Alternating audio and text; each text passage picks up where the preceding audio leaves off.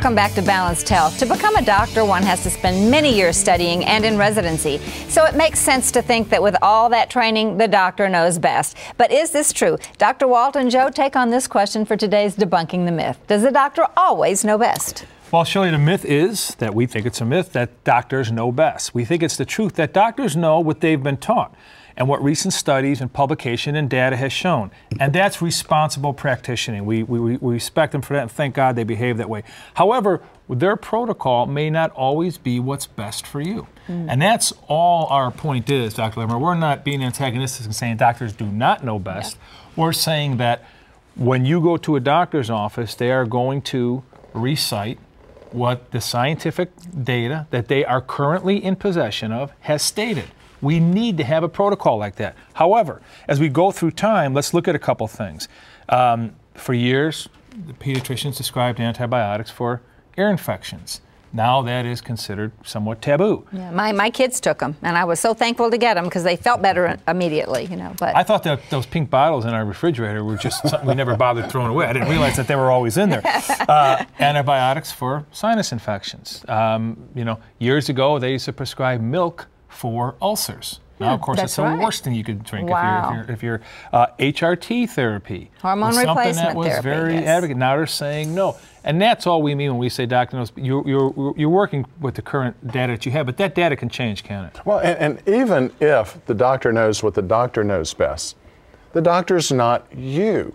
Correct. I did a study almost 15 years ago now where I surveyed healthcare professionals in over 100 countries, over 3,000, and asked them, what are the essentials of health? First I said, what is health? And then what are 3 essentials? So I thought I'd get 3. Well, I ended up getting 10 essentials. Wow. But one that was concurred with by most of the respondents was that you as the patient have to be your own healthcare quarterback.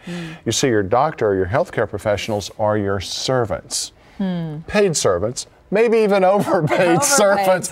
But you have the right and obligation to choose them wisely, hire those that fit you, fire those that don't. Well, that's the key. If you do not agree with what they're saying, at least get a second opinion. Or third or fourth. You have the obligation and responsibility because God gives us the responsibility of caring for the temple of the Holy Spirit. I mean, it's ours. It's not our doctors. That person can be a coach, but the quarterback is us. And Joe, you've said that for a long time, that that's the responsibility each of us have, to care for ourselves. To care for ourselves and let our bodies, by respecting the temple of the Holy Spirit, by understanding the incredible wisdom in God's creation, by letting our bodies be what God made it to be and stop changing the rules.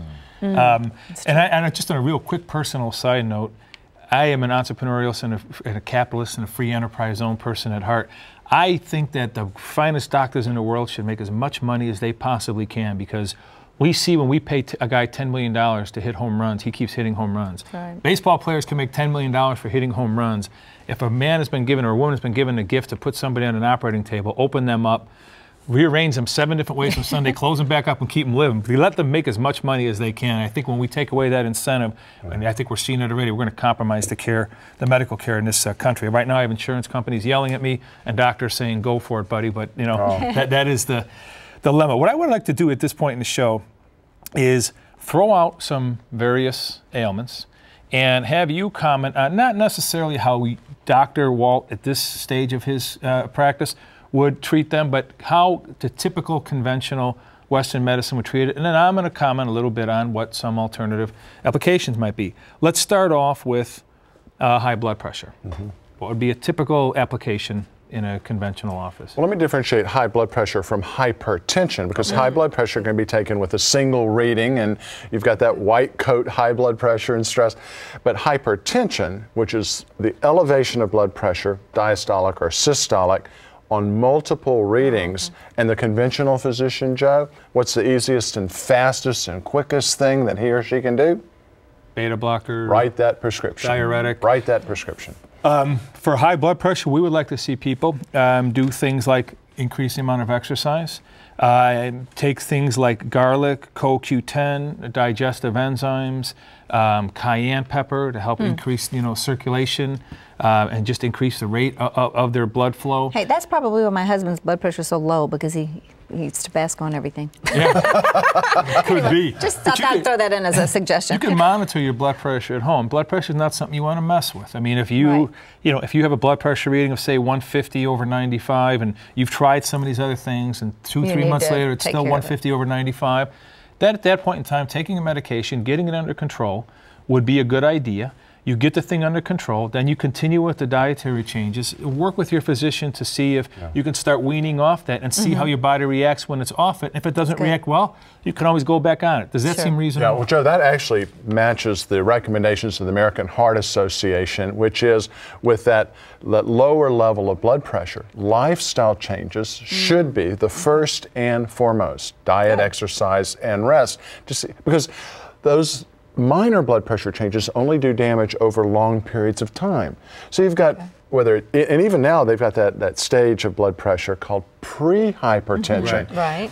And what would those readings be about? Well, they say normal blood pressure, where we used to say was 120 over 80, or less. Now they're saying, well, that can, if it's like that 120 to 129 systolic, and that 80 to 89 diastolic, they're now calling that pre-hypertension. And then the 140 over 90 is where we get to the stage 1 hypertension, and then on up from there. But to catch it early and to do these lifestyle changes not only reduces the risk of having to go on medication, but it also reduces the risk of other disorders, diabetes, metabolic syndrome, stroke, heart attack, et cetera, et cetera. And so that's what balanced health is all about, is one intervention doesn't necessarily treat just one thing, but can be balanced across all of your life. Very good, very well said. High cholesterol would be a typical application in a conventional. Unfortunately, in conventional medicine, doctors are jumping very quickly because it's inexpensive for them. It's easy for them to write that prescription. My sister, I just have to say, my total blood pressure was, cholesterol was what, 230 or something like that. My sister's was like 239. He instantly put her on the blood pressure, the cholesterol medication. However, I think he took an overall picture of she was overweight, her blood pressure was a little high, and she had the high cholesterol. Would that be a fair assessment? But even so, the national recommendation is for a minimum of 6 months. Diet, exercise. But unfortunately, many doctors go to the quick and easy, which is to write that medication, which isn't necessarily inexpensive. No, not in money or in terms of possible health risks. Some alternative ways to treat cholesterol would be red yeast rice, again, cayenne pepper, more water in your diet, better sleep. Believe it or not, resting properly helps all your cells operate and function at a more maximal level. One of the things that happens, if you have 85% of your cholesterol is manufactured in your body, only 15% is what you take in from eating. So for some people, for some reason, their body releases more cholesterol into the bloodstream than is healthy, okay?